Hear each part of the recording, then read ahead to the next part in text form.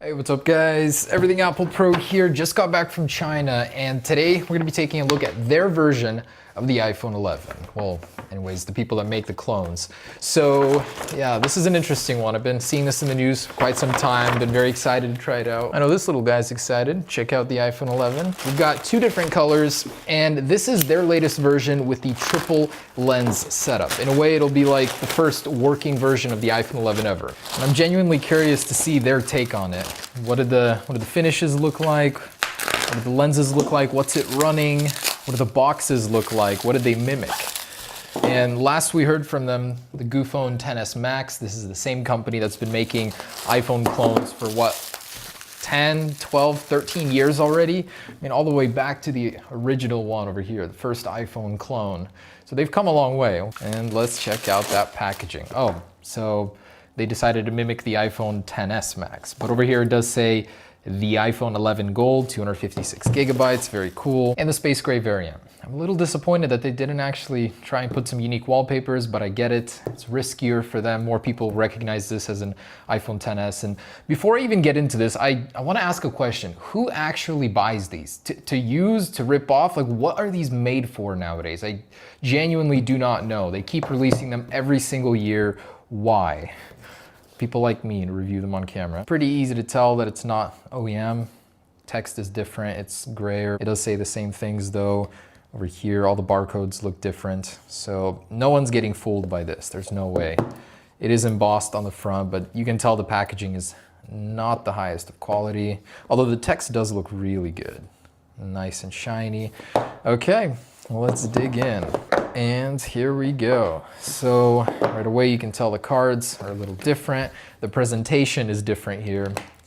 And what do we got? Does this one reference AirPower? Oh, they actually reference AirPower on the clone version too. That's so funny. Even Apple removed that from theirs. And we've got a SIM card tool. Another one to add to the collection. Okay, and here it is. Ooh, it's got a very heavy feeling to it. And ooh, there it is. Oh my goodness. That looks nothing like what it's supposed to look like. It is square. I think that's the only similarity here. The flash unit is way too close to the top. The lenses themselves are, oh my goodness, they look dinky. That does not look right in any sense. So I think these two down here are fake. That one is the only one that's actually real. But the color looks good. Like, it looks really close to the real deal. Actually very close. I'm very surprised. The front looks good. And let's go ahead and power it on. On the bottom, the antenna bands are actually mimicking that of the XS now, so the speaker setup is better. The last clone I tested, I don't know how long ago, was not this good.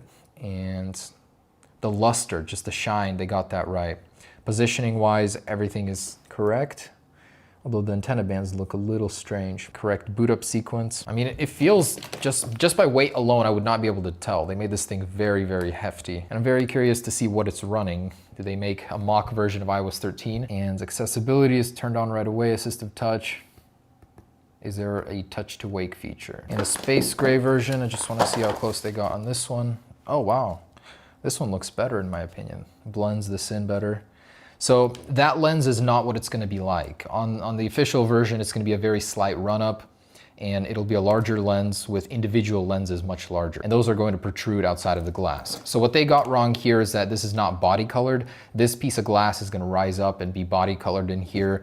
On this one, it's not. That's a difference that we know of already. And the iPhone text down here looks kind of cheap, not like the real deal. Yeah, it's a little wonky looking. That's the easiest thing to get right, but they never do. And with no tap to wake, I have to physically press the button. Ugh.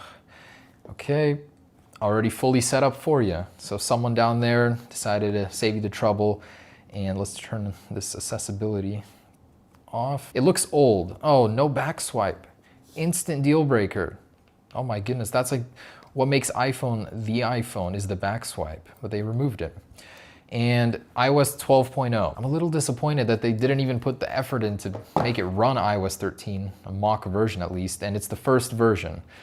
Let's see if we can get some Wi-Fi going and software update to iOS 13, because I'm not liking this. And about that chin area, so yeah, it's a bit chunky, but considering the quality elsewhere is pretty decent, I'm willing to overlook it, even though that's what you're going to be looking at 99% of the time.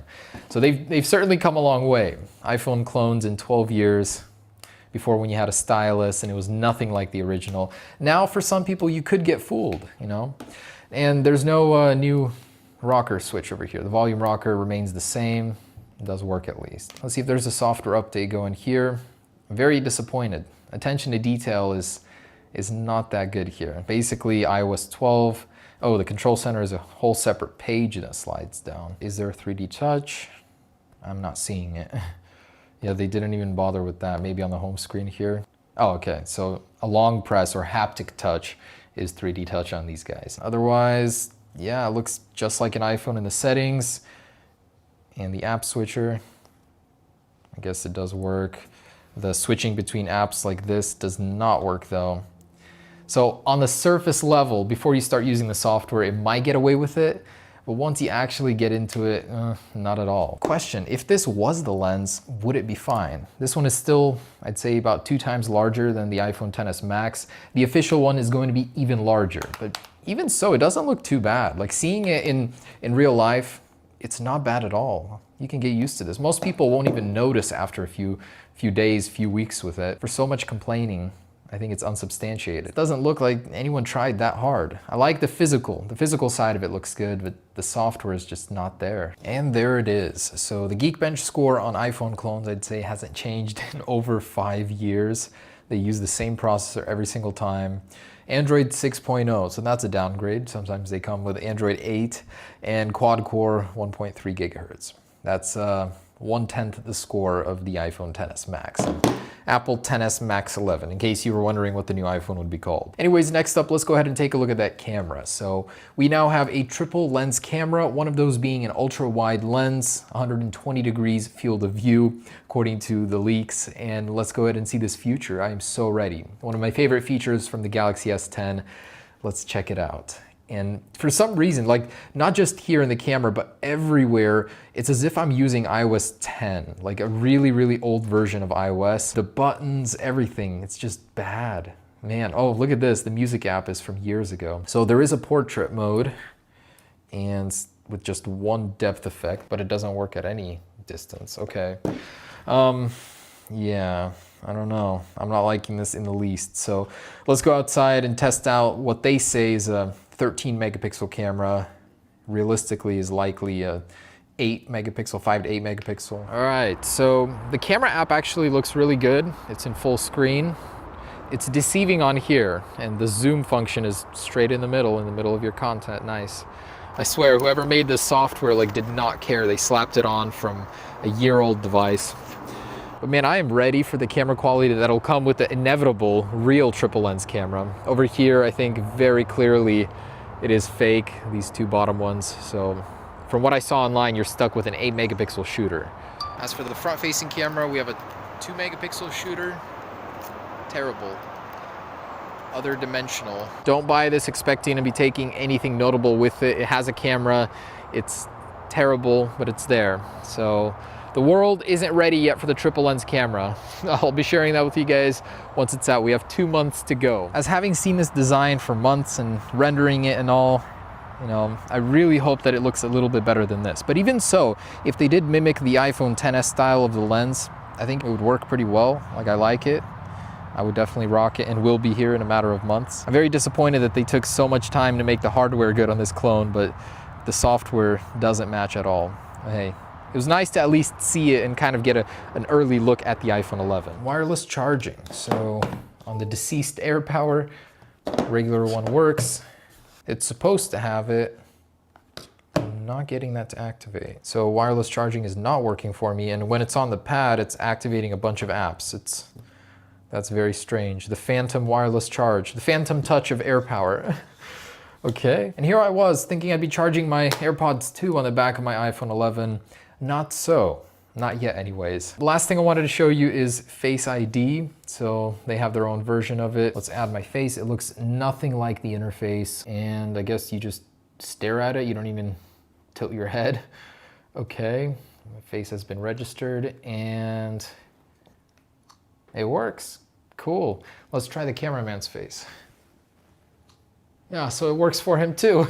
How nice. Share your Face ID with strangers. All right, last thing is let's take a look inside and hopefully not crack it because this seems like real glass. Oh, that came out ridiculously easy. Do not do this to your iPhone clone without turning it off, but I'm sure it doesn't even matter. So that plastic surround just broke off. It didn't want to come out, okay. All right, so as you can see, the LCD was carved around the notch. It's genuinely a real notch. And a very tiny 2-megapixel shooter over here. And you can tell that all of this over here is heavy metal to give it the weight. Without this, it would have felt very, very cheap. Now, oh, I forgot to mention, this does have dual SIM. So let's take a look at that. Oh, wow. They actually copied Apple's dual SIM layout. The SIM card tray has the same stack dual SIM. Otherwise, it's really unremarkable. Nothing really to report here. Yeah. Oh, other than the fact that it opens differently. Wow, actually, I just realized this is the first iPhone clone that actually opens the same way the iPhone does. Most of them I open from the back. So there it is, guys, the iPhone 11 clone. The real one should be coming out here very soon. But would I recommend this? I would say absolutely not. Unless you're trying to just get a feel for the iPhone 11 beforehand, this is not worth your time or your $100.